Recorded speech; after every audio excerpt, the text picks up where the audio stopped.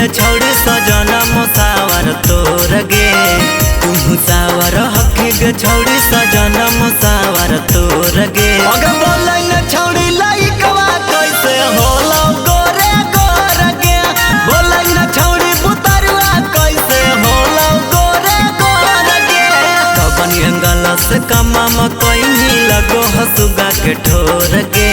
कबन एंगल से कमा मकई लगो हसुगा के ठोर गे। अगर बोले न छौड़ी लइकवा कैसे होला गोरे गोर गे। बोले न छौड़ी पुतरुआ कैसे होला गोरे गोर गे।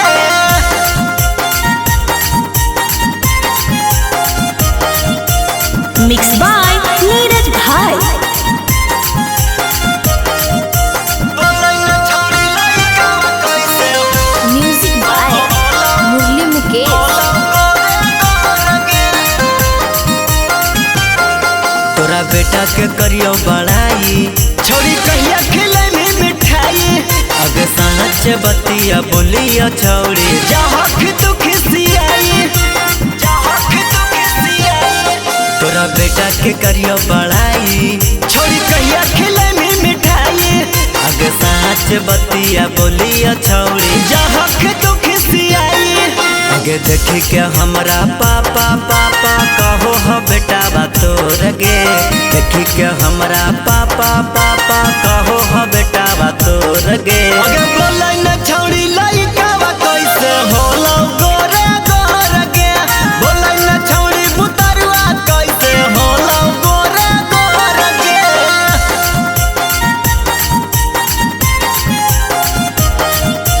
Kanchan recording studio Shrirampur. बोले न छौड़ी लइकवा कैसे म्यूजिक बाय मुरली मुकेश। सच बोलो हो प्रकाश बिहारी काहे देही तू छौड़ी गारी। अगे संजय सजनवा तोरा धोइले हालो कवारी। आगे सब पता है सच बोलो हो प्रकाश बिहारी काहे देही तू छौड़ी गारी।